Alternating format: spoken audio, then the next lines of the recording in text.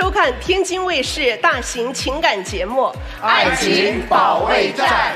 来认识一下今天来到节目现场的情感疗愈团的老师们。Hello， 大家好，我是青年作家文静儿，让我们一起科学发展，勇敢恋爱。大家好，我是于波红，恪守最初的承诺，维系最终的爱情。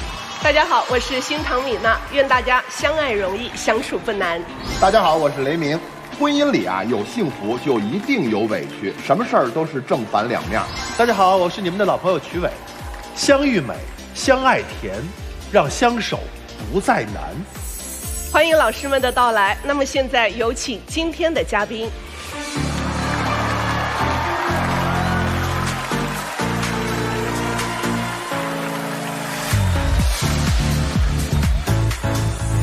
本期第一对情感嘉宾，张先生60岁，来自武汉退休；刘女士60岁，来自武汉退休。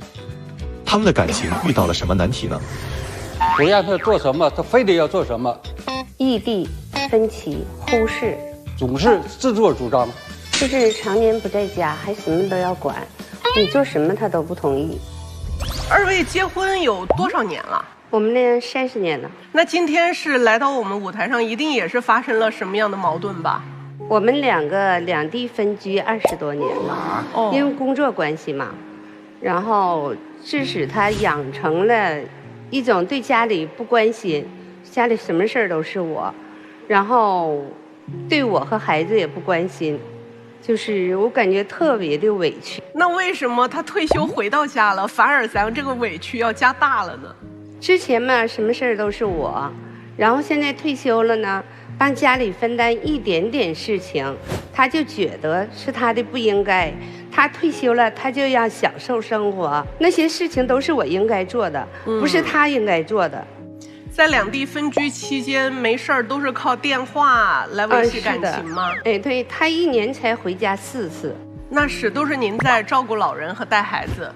对，小孩因为老人都在老家嘛，然后就是家里家外的所有的事情都是我，因为家里有什么事情也不能等着他回来。那他平时是属于可以在电话里头听您倾诉一下的人吗？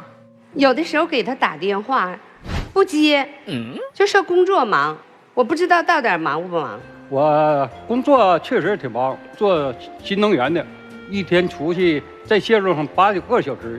下去工作跟沟通协调的时候，可能是有时候找我打电话的时候，我手机可能在车顶上，或者下班之后看见手机了，我就不愿意给回电话了，因为女同志嘛，絮絮叨叨，家长里短，唠得没完。那你不在家里，家里事情我不得跟你汇报一下吗？那我给你打电话，你什么时候有时候就不回，你心里根本就没有我们。跟他结婚30年了，他没有买过一个礼物，年节的，没有买过1件衣服。咋没给你买过呢？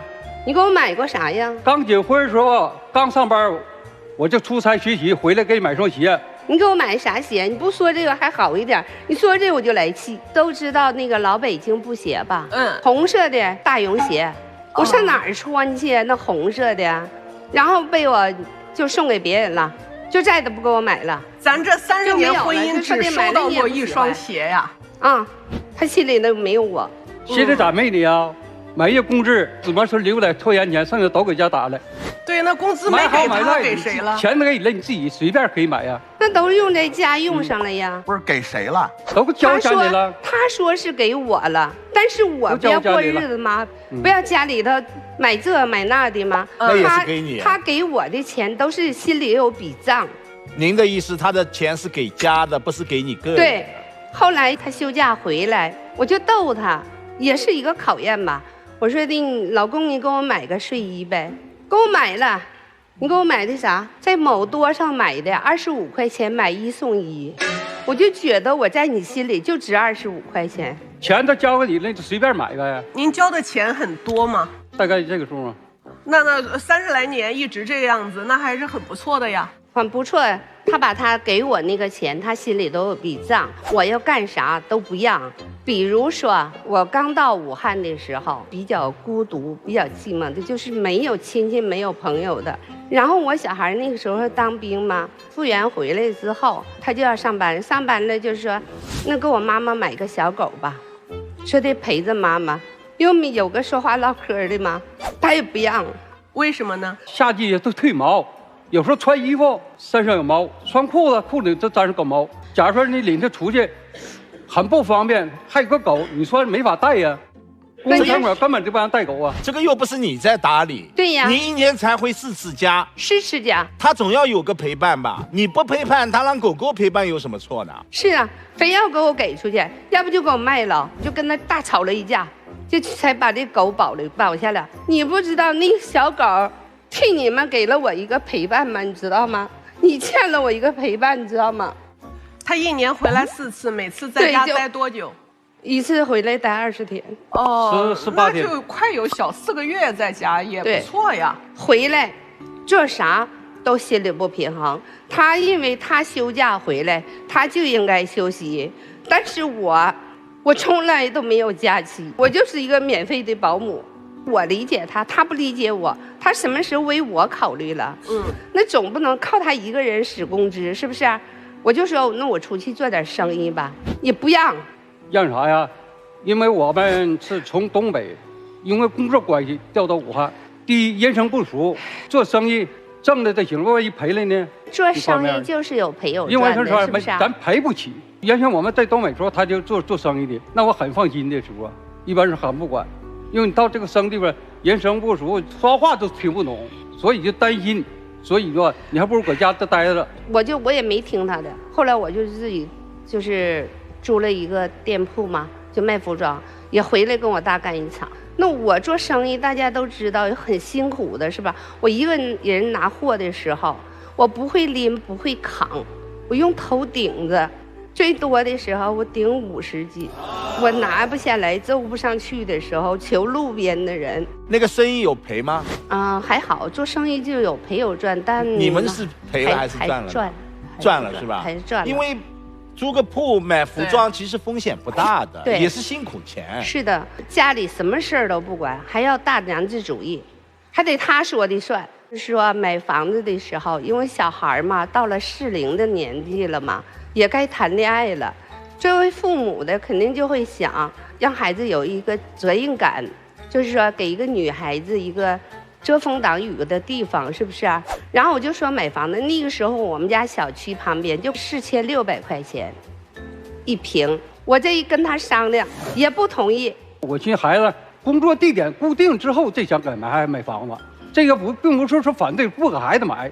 另外我这个搁北方刚搬过来没到2年，没呢刚置办好的，马上又买这个房子，我觉得可能是着急了一些，就晚一晚。然后就那个时候我信你的了，4600没买，后来房价蹭的往上涨，就后来就涨到了1万的时候，我又问他，这回买吧，还是不买？我也不听你了，我跟我小孩我研究一下，商量了好了，我俩就买了。结果我买完第2年，房价蹭的往上涨，一下就涨到了3万。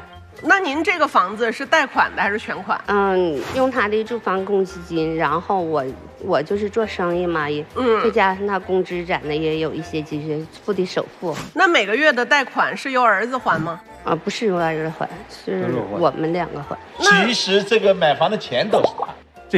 对，但是那过日子什么的，那钱都是我的了，他的钱就还贷了。后来就是说的房子还的差不多了。也有点积蓄了，我就说，那个买个车吧，又刮风下雨什么的，最起码儿子去接女朋友的时候，不用骑着单车去接人家去，是吧？然后孩子也有个面子，是不是啊？然后这车买了吗？然后后来买了。但是你都买了是吗？买了。就是他同不同意，到最后的结果就是我们都买了，是吧？对。那不是也都这样了吗？那就挺好的，我没觉得有什么问题啊。现在有什么事儿不满意？他退休了，他就因为我就到了享福的年纪了我就该享受天伦之乐了。我就在家什么都不用干了，做饭不应该，洗衣服不应该，什么都不应该，我做什么都应该，但这些活还都是应该是我的。我感觉啥呢？确实不应该，因为啥呢？我这退休之后比上班还忙。上班说早上吃完饭正常工作出去以后，这个好，早上起来第一件事放狗，第2件事上市场，第3事回家就做饭，做完饭还收拾卫生，可好啊！这家伙退休了比上班还忙了，那我心里也不平衡啊。所以是谁要来的？他要来的，我要来的。一个不愿意做饭、觉得退休生活很痛苦的男人没有打算来，您为啥来了？他抱怨吗？对我意见大吗？他发脾气啊！就比如说他做好饭了，他叫你吃饭，下面说老婆吃饭了，对不对？你觉得挺欣慰的，吃饭了。然后我就回复他一句不吃了。他不吃不饿的吗？你还知道我饿呢。然后对我不关心，他们单位年年都有体检，跟他结婚这么多年，没有一次他主动给我体个检。我有一次骑电动车早晨去上班，就着急嘛，就摔了。就是说的生气的时候，我现在我都心都在流泪。摔了之后就脚脖子崴了，我就挺着买了点药吃啊，就坚持这一天。下班的时候我就一瘸一拐的回到家了。到家里了，我的异样他都没有看出来，我就说哎呀我脚好痛啊，哎他一点反应都没有。那我咋反应啊？我搁厨房做饭呢，他出屋往卧室走，厨房搁这面，卧室这面，他搁这边说话，我这边能听不了吗？那窗户外面开窗有声音吗？那我走路一样，你看不出来吗？他在背着您做饭呢呀。假如你没看见，那我睡了一醒觉了，第二天早晨这个脚就这个左腿就这个脚脖子肿的跟大象腿似的，你看不出来我两个腿不一样粗吗？您跟他说了，他说什么呢？又咋的了？这是老公问的话吗？你就说你咋的了？我脚肿了，你跟他说我脚肿了。我说了。没退休时候打电话10次都有8次，哎呀我头疼啊，我胳膊疼啊，这儿疼。你看着没？听烦了，听时间长听熟了，对这方面也没想这么重。我哪儿也没太在意，不舒服都不能跟他说。然后我就说，我说去医院吧，我说腿摔了，可能是骨折，心不甘情不愿，大脸拉拉着带我去医院了。到那儿一看骨裂，然后就在家休息2天的时候给我做饭，端那吃饭，还是那个声音，那个动静，真的是特别特别委屈，那时候心都凉了，我就感觉好像我就是他们家那个犯了错误的保姆，在这赎罪呢。假惺惺的。但是我这性格可能是随老人有点关系。哦，你的长辈们是这个样子的。对。心里头再在乎一个人，嘴上不表达。对。嘴硬心软。那您妻子这么长时间，就是她心里的怨言，您是知道的吗？知道一点点吧。那您从来也没想过要帮助妻子解决她心里的苦闷，对吗？但是不知道从哪个角度去，从哪方面去解决这个问题。你最大的愿望是你退休了，他们也不用做生意了，对，然后在家里服侍你，给你做饭、洗衣，然后伺候着你，是吧？我继续给他装，给他当专职保姆。您不是说要别人照顾您？对呀。您的意思就是别人别找您麻烦就行是吗？对呀。那你照顾他不应该吗？那我搁外面这么多年了，1年回他4次吧，心里也有些苦啊。你有没有想过，你1年回4次，他的孤单呢？你说他是妻子呀，他要陪伴的呀，他也要有温暖的呀。您的孩子跟您亲吗？亲啊。那还不是我在家教育的。我说你爸在外边不容易，我肯定要树立他的形象啊。但是他从来就不树立我在孩子心目中形象，总是你妈怎么强势，你妈怎么地，你妈一天给家不干活什么，我一回来就什么都指着我。那孩子自己心里该有一杆秤啊，他会知道谁干活了，谁没干啊。是的，我儿子有时候也说他，我儿子说，那你不在家的时候不也都是我妈吗？对呀。我儿子就说这句话的时候，当时我都哭了。我说最起码我儿还懂我，他知道妈妈的付出。他在家里叫您吃饭的时候，口气是这样的，那他喊儿子也不可能说有多么的温柔和慈父吧？不的呀，他喊我儿子说：“大儿子吃饭了。”所以我心里才不平衡呢。他要都是这个动静，我还理解他就那样。他认为给孩子做饭是应该的，给妻子做饭是不应该的。我就是那多余的。那你们的儿子现在多大了？我儿子30。30也不给父母做饭，还要等父母做好饭。他上班也是搞能源的，又挺忙的。然后他就是晚上回来的时候，才到家吃个饭。你看啊，有儿媳妇了吗？有。您就看您刚才说话有多双标。我老公给我做完了饭，叫我过去吃饭，他就不能耐心点儿。我儿子不用给我做饭，我儿子也有工作，他要上班的。你有多双标？给你做饭的这老公是怎么着都不好，然后不给你做饭那儿子怎么着都好。哎呀，你们对孩子都能这么样的理解，那理解一下彼此啊。自己老婆，我理解他了呀，我就是理解他了。我做他的贤内助，我把所有的家事、家里的事情、外边的事情，我全都担下来了。没呀，现在做饭就是咱哥哥的，才做了半年的饭。你不就因为这半年的饭吃的不开心才来这儿的吗？对。成，那这一些矛盾也都发生了，对吧？但咱也都掀篇儿了。眼下最过不了一起去的就是哥哥嘴不甜，对不对？对吧？他不关心我呀，就是说我跟他结婚这么多年，他哪儿都没带我去旅游过。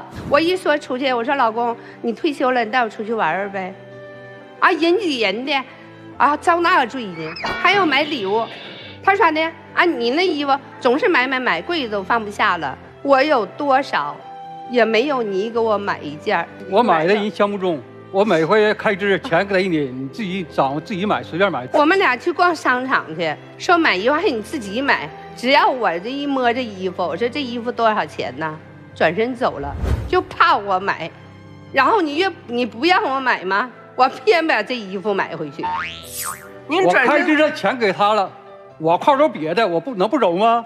不走搁那停了。那你帮我选，你不行吗？你就说老婆你买吧，我选你钱在那，你喜欢哪个就买那个，是不是？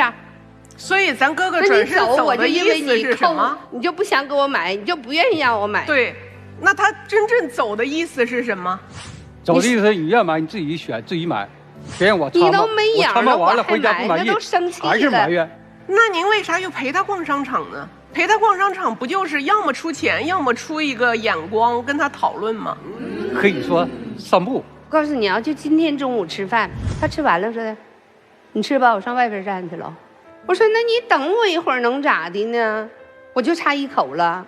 他就是这样的个人，而且我俩走路永远都是他在前边，我在后边，蹭蹭着。这些年就养成了独来独往。已经被他训练了20多年，他是个不等你的、不照顾你情绪的人。为什么您还会对他有这样要求呢？是因为你对他现在需求的爱比过去多吗？我希望他退休了之后能给我更多的爱，就是说这么多年他没有给我爱，两地分居，我让他就是说补偿一点吧。懂了，您听明白了哈？老婆要的不多呀。能给吗？能给。怎么给？以后的生活当中呗，逐渐的一件给呗。你回答的这么快，根本不知道要给什么。等到下了场，你又忘了。我问问哥哥问题哈，咱老婆漂亮吧？漂亮。现在看上去都觉得很漂亮，所以心里是爱的哦。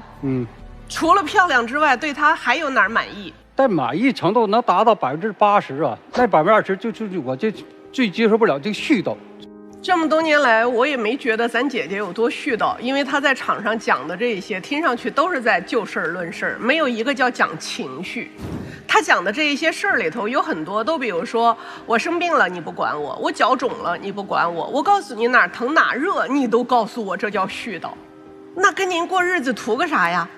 就图您一个，就是每个月寄来一点钱，就图您1年回来4次，一次待20天，这20天还得伺候您。他哪儿疼哪儿热，你都不觉得会心疼，反而觉得这是在找事儿和又在无病呻吟。您爱他吗？不爱，看着没？问你爱不爱我，你都回答不上来，那就说明心里不爱我呗。哎不，这个他刚刚的这个笑。已经证明了，就是你们问我这个问题是明知故问，对吧？他这就是应了一张嘴，难道说个爱字这么难吗？就说我爱你就可以吗？爱不爱？爱。那就是嘛，很简单的问题嘛。阿姨，其实您不用有那种就是被忽视妄想症，您其实有一点那种就是，你需要强烈的关注。我刚更多的看到了，其实您也是想要一些情绪价值，只是您没有把这个话跟他说清楚。那么叔叔的话，一定要在意一点你妻子的感受，不要总是说你认为，这个世界上没有那么多你认为，每个人都是个独立的个体。我觉得您应该去尊重他，多理解他，然后给他一些回馈。这个回馈是什么？很简单，你也花不了多少钱，你就买花啊什么的，买点好吃的，这种东西最不值钱了，但是它真的是代表心意。您的夫人没有看到您任何的心意，这个是我觉得您应该去表达的，而且你亏欠他很多，所以您要好好珍惜他。人生苦短，不能让家人孤单，但是这位丈夫让妻子孤单了20年，这20年是因为工作性质的特殊，是无奈。如果说你对这个家庭不尽责任，不问家事，这就是无情了。很显然，这位丈夫他对家庭是关心的，只不过你忽略了作为一个妻子，她处在这一种孤单当中的情感需求。她20年得不到你的呵护陪伴，她渴望的是丈夫退休回来以后给我做餐饭吃，然后非常像夫妻的，老婆吃饭了，我做好了。她的要求高吗？不高，稍微温柔一点嘛。我们男人难道一定是刚到最后有错不认错，有好不说好吗？当然你对这个家庭的付出他也看在眼里，如果没有看在眼里，你们这段婚姻持续不到现在的。所以人要学会感恩，很简单。你们2个人现在最需要的是什么？重塑晚年的和睦，和睦的陪伴，和睦的相处，和睦的相爱。所以尤其是丈夫，你们要重新爱一次。谢谢。张哥，我嫂子爱吃什么？她在吃猪蹄儿，这不凤爪。说对了吗？那还行。您愿意给刘大姐做饭吗？愿意啊。您刚才上来说不愿意，为什么还得我退休之后我还得给她做饭？您告诉我，为什么您退休之后您还要给她做饭？因为工作这么长时间一直在外地，比较亏欠了这么多年嘛。因为我喜欢给她做饭，行吗？这是有区别的。因为刚才我仔细听啊，就是婚姻里啊，夫妻俩，咱不管有没有结婚证，夫妻俩对方都得是我的感情载体，而不是一个功能载体。感情载体是要有喜怒哀乐，是要有互动的，是要有我愿意，我不愿意，我喜欢，我烦，是要有这个感情互动的。自己妻子脚腕子摔坏了，哪怕我看见，我没看见，我真看不出来那脚肿，他跟我说我脚疼，我基于礼貌，怎么了？摔着了，磕着了，怎么疼？肿没肿？基于礼貌，这叫感情互动。比如说2口子一块儿吃饭，我吃完了，他还在吃，我坐这儿等会儿，或者我跟他聊2句天儿，或者我催他，这都叫喜怒哀乐。您一言不发，站起来自己走到餐厅外头，就是没有互动。您2位还要接下来在一块儿过日子，您对自己的妻子没点喜怒哀乐分享的需求吗？因为您在现场，您整个人的情绪状态跟我们都少有表情变化，您知道吗？就是您跟我们互动都没有什么感情变化，起伏很少。你看你妻子的感情需求很丰富的，她一会儿真的生气，一会儿真的抱怨，一会儿说哭就哭，她的感情是很丰富的。所以您2位还面对以后漫长的退休生活，退休生活可以很充沛，但是对于有些人来说会很漫长。对于您来说，张哥，您要是不调整的话，刘大姐会认为我跟你一块儿生活好漫长啊。刚才我听几位老师在谈，我突然想一个问题：爱能教得会吗？雷老师，你能教他怎么爱吗？没有，我教他怎么互不敢。关键是教不会。我说3个假设，问大姐，如果没有孩子，这个婚姻还能存续到现在吗？如果没有狗狗，你的感情向谁去倾诉？我估计我会得抑郁症。如果没有工作，你是否能够如此光彩照人？所以对于一个人，对于一个女人，最重要的事业、家庭、感情，您边上这个男人给不了你，和您的沟通就是吃、走，你也慢慢被他感染了，你也不会交流感情了和他，这是互相影响的。你们俩之间有爱吗？责任可能都是来自于孩子。您的生活当中的大事小事，他参与不参与都一样。车子、房子都您办了，您跟孩子都办了，不需要他。当然，借力，对吧？他的钱，他的住房公积金要用，那是他必须做的，那跟感情无关，那是责任，因为他有孩子，因为有血缘关系，这几件事都是为孩子做的，对不对？有没有为你做的？没有体验，所以他现在不愿意做。所以今天我想告诉你们，就是说没有爱就别装，不用装。我跟几位老师可能观点不太一样，没必要继续下去，就这样。我觉得在这一段关系里头，变化的人不只是咱哥哥，咱姐姐也变了。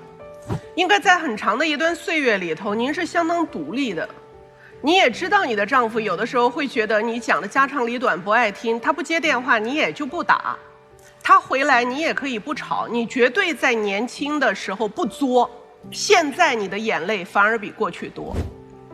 有一个阶段你的人生是被儿子填满的，儿子能给你情感的回馈，儿子能够对你露出甜甜的笑脸，说是妈妈最好，儿子能够在你们2个人发生争执的时候站在你这边，你觉得你的人生里头还有的一个正向情感交流来自于孩子。因为丈夫长时间不在家里，你从来也没把丈夫的缺失当成多大的事儿，有的时候他回来了还怪碍事儿的。然后儿子长大了，儿子谈恋爱了，儿子搬出去了，这个在你心里头应该是有一个巨大的黑洞，这个黑洞是让自己体会到了孤单。你所有的孤单，你包括要跟狗说话，真的还不是来自于你老公不搭理你，因为老公漫长的岁月都不搭理你，而是儿子也不听你说话了。你心里头现在有的这么多的复杂的情绪，一方面来自于我对这个男人回来了，他还是让我失望；另一方面是我不得不接受被孩子边缘化的人生。就像你60岁的丈夫，他不得不被工作给边缘化，被退休的人生一样。然后2个都被边缘化的人，在这个时候出现了2种状态：您退行回少女，你的丈夫的他不是退行，你的丈夫叫自我放弃。你妻子现在希望从你这里得到拯救、帮助，来跟他一起对抗被岁月的边缘化、被孩子生活边缘化。而您其实也应该从妻子那里得到一些救赎，这个救赎就是把妻子所有的眼泪、抱怨，你得听成他心中你还是那个伟岸的骑士，他心中你是那个可以帮他的人，他是那个找你要爱的女人，你只需要对他温柔一点，他的世界就能为你开花。他没有像别的那一些可能60岁的一些姐姐阿姨一样，开始去跳广场舞，跟别的小姐妹作伴，把家里的老头放一边，对吧？好多小姐妹都这么干的。大家觉得跟女的在一起更好玩，男的嘛让他们自生自灭去，不理他。他只找你要爱，他只找你要陪伴，能不能够给他，能不能够用他想要的方式给他，取决于您的悟性了。好嘞，接下来的时间交给您2位自己想，有请。本期第2对情感嘉宾张先生67岁，来自天津退休；李女士64岁，来自天津退休。他们遇到了什么样的情感困惑呢？我们结婚38年了，本以为可以安享晚年，但是老伴总找我的事儿。我都这把年纪了，提离婚多丢人呢，可是没有办法，最后还是走到了这一步。晚年生活就应该开心快乐，他总是把家里闹得乌七八糟的。谁不想每天痛痛快快的。可是他每天都在找我的麻烦，我真是无语了。您这个结婚多久了，张先生？我们结婚38年了。矛盾是最近才有的，还是一直都有？我就是讨厌他喝酒，我一沾他喝酒特别反感。在家平时啊自个儿喝还可以，尤其是他的同事朋友，一叫他出去一喝就是打。喝完以后啊，回家的道他都不知道怎么回来的。到了家以后又吐又难受。那他这个喝酒的频次高不高啊？他一出去他就管不住自己，人家反正他也是好面子。他走的时候，他去喝酒的时候，我总是嘱咐他，我说你少喝，因为嘛呢？你身体也不好，又有糖尿病，又有血压高。他是年轻的时候也喝，现在也喝。他年轻的时候，他喝的不像现在是，这岁数大了吧，他。年轻的时候也喝，也不在乎了，咱不知道怎么回事。在家我就喝的少一点，自己一个人也喝，朋友叫也喝。一个人在家自己喝个2、3两。有时候同事朋友啊，他一喊我呢，就一块出去，一块出去呢，大家一喝呢，这是一高兴，一开心，再聊聊天，聊聊天南地北的，聊聊同事之间的，是吧？就不知不觉的，好像就。喝多点他可是经常这样，他是一个星期能喝个几次啊？他一个星期最起码得出去4、5次的意思。哟，那是不少。出去喝去，我就特别担心他。他一走我就担心他。后来我一看这个，我就说了，我干脆跟着他去吧。我跟他去到桌上，人同事讲话，你是不是怕老婆？当着你的面都这么说就这样跟我说，为什么你看叫他来干嘛？管着你是怎么回事？他就说不是，还是拿那个大男子汉子那架子来了，没事没事，你别管，就这样事儿的。可是喝完以后回家就难受，吐的哪都是，又脏又臭，我还得替他打扫。转天醒过来酒，我问他喝吗？不喝。等过了那阵儿好受了。又接着朋友又叫，因为他们总去聚会去，我还是跟着他。后来人家给起个名叫怕老婆，现在已经落下名号了。可是我除了喝酒还有啥事儿吗？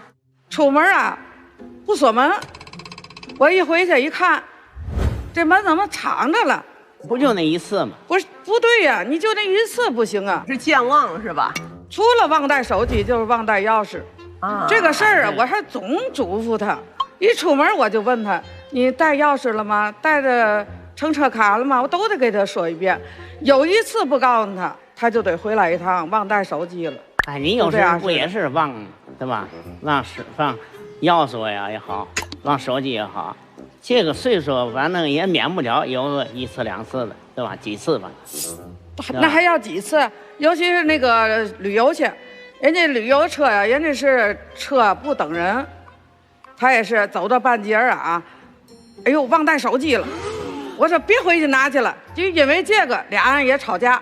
那忘手机旅游去不也是1次吗？他就死犟的，他不承认错误，而且呢，他以前是开出租的，他开出租他那个拉着一个客人呢，让人家给他买那个买东西吧，益生菌、保健品。他就听信人家的了。你不是心脏不好吗？对你心脏有益，我倒是挺感激他的。你就是给我买的，可是呢，人家你那是真的吗？再说益生菌那治病嘛，花7000多。当时你不也心脏不好？我买益生菌，人家也说对心脏也好，对肠道也好，对吧？我所以我买我也是为了你好。我喝完以后我什么感觉也没有。叫人给骗了，对，而且出国也是，出了国了买那个叫嘛高丽参，还有那个深海鱼油，花了不少钱。不也是为了咱的健康吗？你是为了咱健康。再说一个，你出去旅游去的话，你本身花钱就不多，你到那以后，你有时候不买也不合适，那导游也催着，售货员也催着。他没完成任务，也没咱这个条件呢，咱不跟别人一样，他是5000，我是3000，我们俩的工资啊，那个还得给孩子交房贷，而且他呢还时不时的还总跟朋友去一块儿聚会喝酒。喝酒他买单吗？有时候人家买单，有时候我对呀、那咱不，我说了，咱这条件跟人家不一样，咱尽量啊少跟他们惹惹。他也是好面子，不好意思，甚至是嘛呢，把那个朋友给叫家来，喝完了酒呢，大伙儿这一走呢，我还得给收拾。有时候不就是赶上了嘛，对吧？赶上大伙儿来了，人家说别出去了，在家吃点，在家吃点就吃，对吧？那要是咱不管他，咱自己给自己安排一点生活的乐趣，什么上老年大学啊，去跳广场舞啊，不搭理他。我就说嘛呢，我现在参加一个舞蹈团舞蹈团里的男的女的都有，这很正常，是吧？然后他呢，小心眼儿，他就认为我啊跟这里头人呐怎么样，天天的监督我，我只要是跟男性就是说话各方面的，哎，他就不愿意，他就说我一点自由都没有，他还爱吃醋，爱吃醋，那他没跟踪吧？有时候跟着那个嘛，他又不好意思的啊，旅游去跟着舞蹈团又出去，他跟着。吃饭去，他不好意思去。我实际我叫着他，他不好意思去。他是明着跟还是暗着跟啊？明着跟着，明着跟。有时我就特意啊跟他们一块儿去，我看看这个男女要干嘛的，对吧？了解一下情况究竟。了解完了以后放心了吧？啊，放心了，是吧？这就是不信任啊！他就是不信任。64岁了，你还怕别人勾引他是吧？怎么说呢？我跟他们一块儿去呢，就就是连照照相啊，再了解一下情况。他就是不信任我。这属于人之常情吧。女同志长得好一点，要和别人接触干嘛一点，多多少少也得留点。也成，你们两个，他喝酒您跟着，您跳舞他跟着，这两个人倒也还是他就是不信任我。有一次我们吃饭去聚会去，回来晚点了。我一进门，他脸就不好看了，他就跟我闹起来了。我一赌气，躲他，他就堵在门口，他不让我走，哄着我。我真是我不想跟他过了。像这种日子，我恨不得出去个10天半个月的。躲着他，我自个儿清静去。那他平时会在家翻翻您手机什么吗？就是光看我手机啊，看别跟异性说话经常看，经常的看。你也不跟他吵个架，换个密码锁？嗨，我们俩手机啊，他也可以看我的，我也可以看他。不是，那大哥，您看到大姐有什么暧昧的微信内容？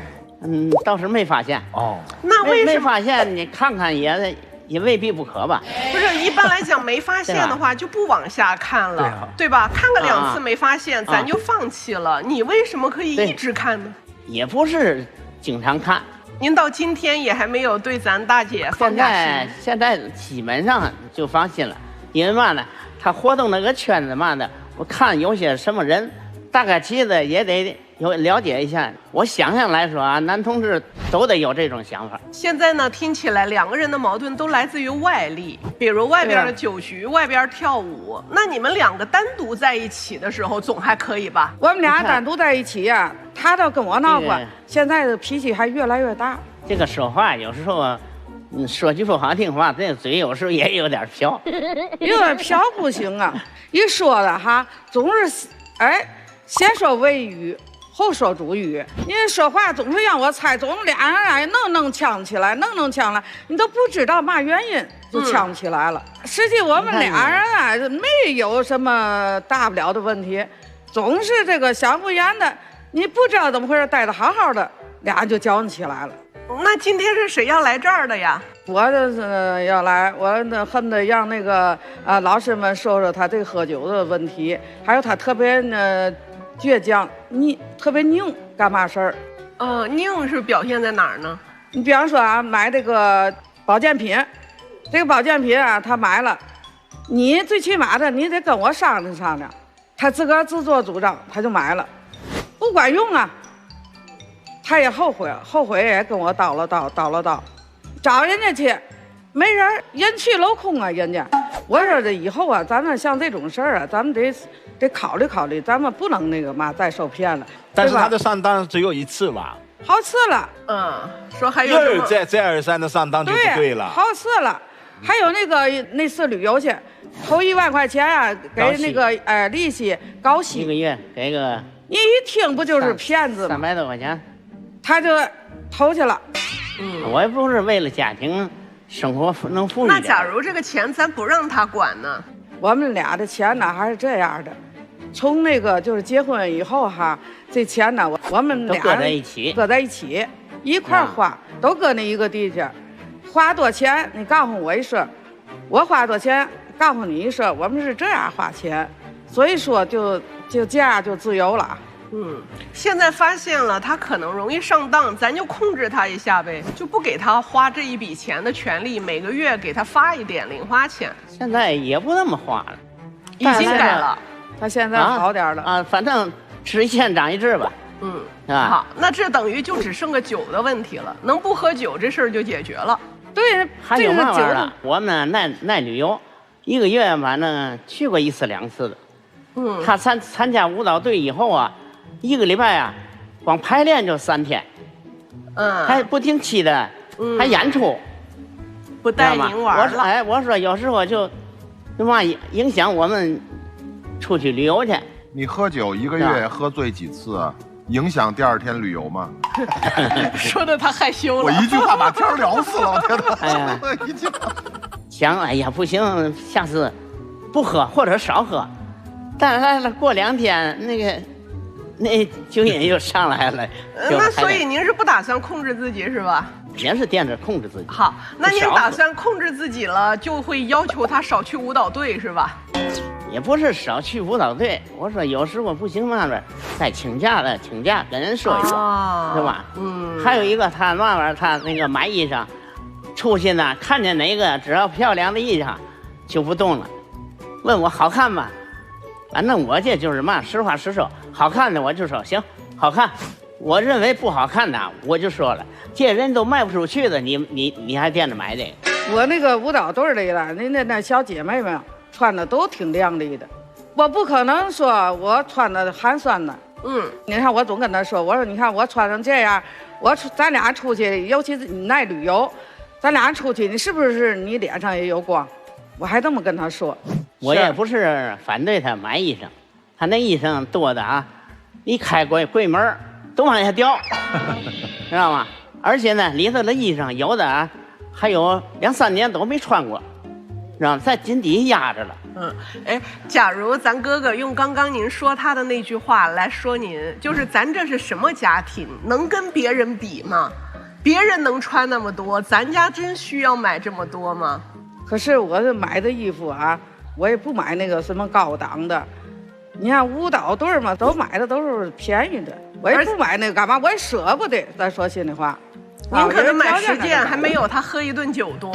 对呀，他老说我，就光他那酒，就我们家那酒要多少箱，10好几箱。我呀也好存酒，我们没结婚以前，那酒我现在存的还有了。他还财迷呢，他财迷的要命。我也他把他那好酒啊都存着，对。他自个儿喝嘛酒啊？喝那就是一般般的那个酒。现在是好酒存在家里，更加戒不了酒了。对，好酒我不喝，所以这酒是不打算戒的，对吧？这个酒我是不打算戒，但是呢，我只能嘛说少喝。假如这个酒他不戒，会怎样？我就不跟他过了，孩子也大了，我也不跟他过了，因为他老耍酒疯，我也受不了。好，那确定了不跟他过了，那这个房子住哪儿去啊？谁搬走啊？谁搬走？你走。你就要求我少喝点，我不要求你，我要求您听我话嘛，对吧？现在刚刚大哥弱弱的说，你就不能要求我少喝一点吗？啊，就是，对不？咱不直接把路堵得那么死，比如你给他定一个，1个月只许喝2次，或者是说1个星期只许喝1次，您自己定个量嘛。对，1次1两，1次1两，在家里1次1两，你一出去他就管不住自己了。所以多久出去1次？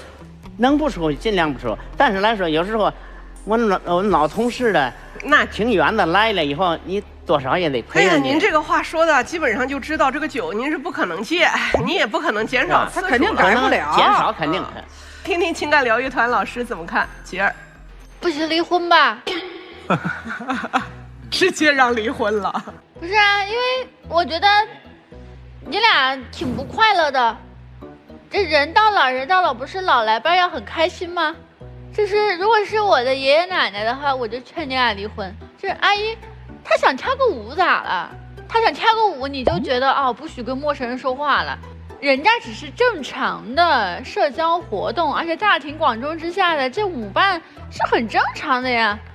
本来交谊舞不就是男生和女生跳吗？男的跟女的跳。那接下来说就是说您这个喝酒的这个问题，这个叔叔他已经跟您说他改不了了。其实我觉得他有的酒确实是可以卖一卖，您不能总是你的兴趣爱好，然后所有人都来配合你，然后所有人都为你的兴趣爱好去买单。你现在没问题，你要喝出个好歹来，你怎么办呢？有意识的去减少自己这么的欲望，而且我觉得一个人你的，尤其是啊，我觉得到了这个岁数，人的自控力很重要，就是也要照顾自己情绪的同时，要照顾一下您老伴的情绪。确实，老伴是老来作伴的，不是老来拌嘴的。您看，丈夫上了年纪，高血压、糖尿病，还这么喜欢喝酒。刚才确实我注意到大哥说到酒的时候两眼发光，但是我想到您的职业，您曾经是一个职业的出租车司机，所以很显然，他为什么老年这么喜欢喝酒？一个是报复性喝酒，还有一个是寂寞性喝酒。因为在职业的时候，作为一个出租车司机，他不能经常喝酒，但他又喜欢酒，所以到了老年以后，你就变本加厉了，不管不顾了。酒可以让人陶醉，但酒可以要人命的。当年李白作为诗仙，他也是酒仙，为什么上了西天？他就是最后太喜欢喝酒了，这还不是开玩笑。不管什么原因，要听妻子的话，也是为你自己好。我想，67岁年纪不算大，活得好再30年。如果你非要喝酒，难道你愿意活3年吗？我想你要去想想这个问题啊！你还去买保健品，一而再再而三的上当，也想让自己保养的好一点，健康长寿。但是酒在你这样的度当中是折寿的呀，你有没有考虑过这个问题？如果你真不想活了，没人救得了你，你妻子真的是为你好，毫无疑问。大哥，你说是不是？谢谢老师。就是我坐在这儿一直听，有几件事儿。第一个，偶发性的健忘，偶发性的，离开家门的时候，门户大敞，哟，我忘了锁门了。第二个，到了高铁上才想起，怎么没带手机呀？没带钥匙啊？偶发性的健忘。说话出现过主谓语倒置，我们叫什么呢？叫语言杂瓣现象。什么叫语言杂瓣？杂瓣啊，懂吧？对，就是最开始是主谓语倒置，偶发的，慢慢就会发现越来越经常出现，慢慢就会发现是间歇，没逻辑。我讲明白了吗？语言杂瓣，然后这个现象，然后接下来脾气偶尔的会越来越暴躁，然后开始不自信，害怕被家人抛弃，包括什么盯梢啊，有没有外人呐、等等。脾气暴躁，偶发性的语言杂瓣，偶发性的健忘，对于熟悉的事情得反应一下才能说得出来。我刚才说的这些症状，您得戒酒了，不是说1个星期3次，1次2两，不是这意思，就是喝酒会加速某一些情况的出现，戒酒吧，好吗？好。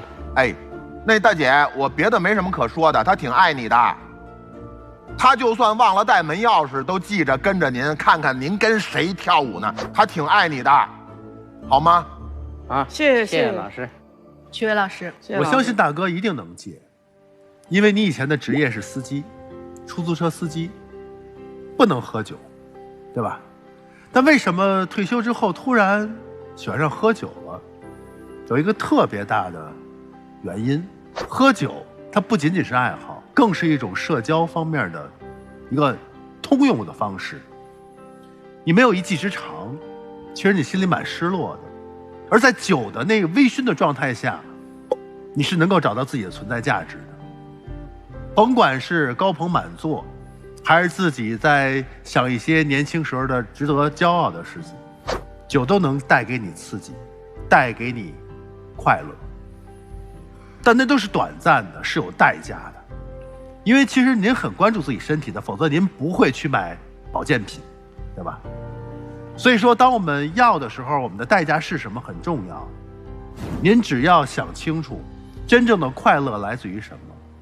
现在对您来说，第一是健康，第二，有一个可以聊得来、有话题的伴侣。我很开心的看到说，其实你还在担心他，还在偷偷看他手机，那是还在欣赏对方，因为你还有一个危机意识，不像某一位大哥。都不怎么回来，不跟老婆逛街，不跟老婆吃饭，他都不知道危险情况就埋伏在他周围。您知道特别好，所以说现在把精力放在咱们该放的地儿，和老婆多聊聊天，跟老婆多出去跳跳舞。你的存在价值会在另外一种生活状态下，在老婆的心目中，在和老婆的沟通当中体现出来，而不是酒精，好吗？另外，我觉得你的收藏酒继续收藏，那把它做成一种收藏，而不是一个嗜好，听懂没有？听懂了。好，就这样。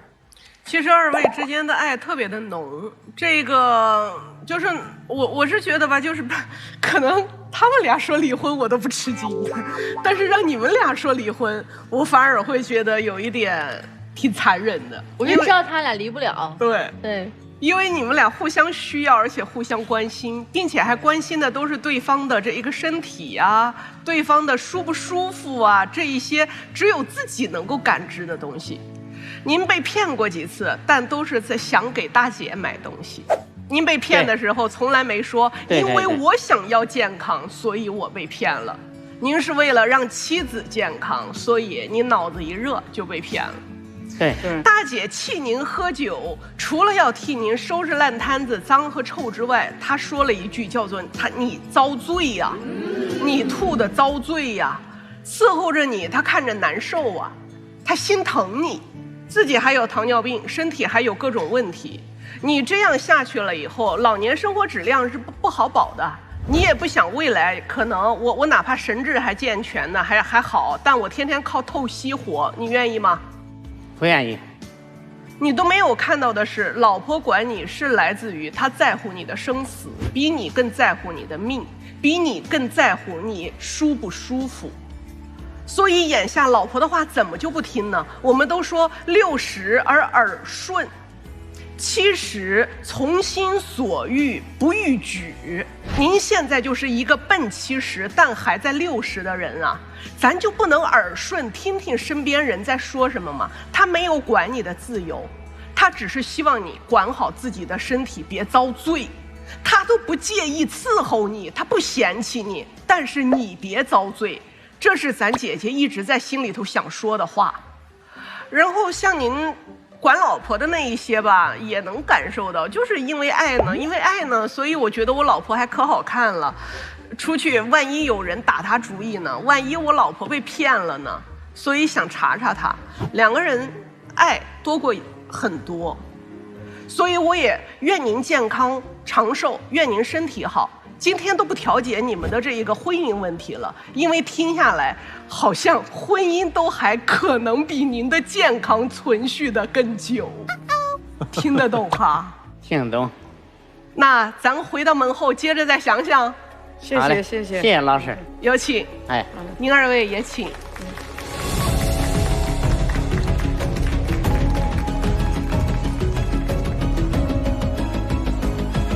登录入抖音，搜索“爱情保卫战”官方抖音号，添加关注。每晚8点到10点，我们的情感导师会在线和大家答疑解惑，您更有机会连麦他们。电视机前的观众朋友，欢迎通过金运 APP、天津 IPTV 网络电视、万事达手机客户端观看本期节目。欢迎登录优酷视频、腾讯视频观看完整节目。那么今天我们的这个都是哥哥姐姐们哈，对，他们会做出怎样的选择？第一对儿我们用预测一下吗？来呀，肯定出来呀！好，就必须出来。好，好嘞，请开门。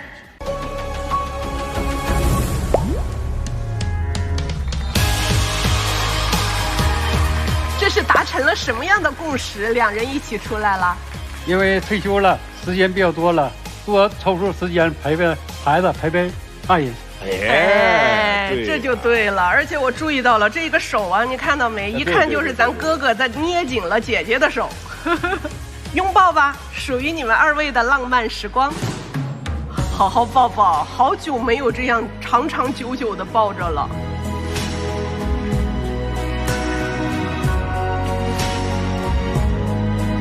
祝2位幸福。其实我们第2对儿肯定也出来，要不我们给他们做个预设吧，就是如果能不喝酒，就出来，那出不来了。先从量减下来，一下戒也有戒断反应，但是得有一个戒酒的这个过程啊。不，这一点我非常同意米娜老师的这个预设。如果说能戒酒就出来，否则没有必要。好，那我们请开门。能戒酒就出来，不能戒酒就不要出来。真出来了。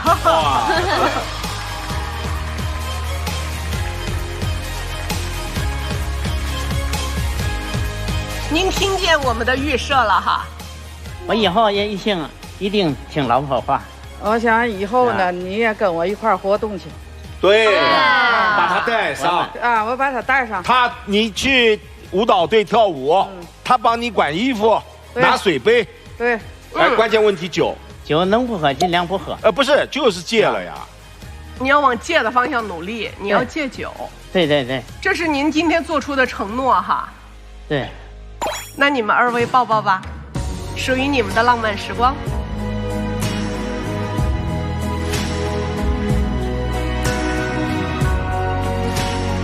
谢谢老师，谢谢老师，谢谢您2位，谢谢，有请。好了，非常感谢您收看本期节目，让我们下期爱情保卫战再见。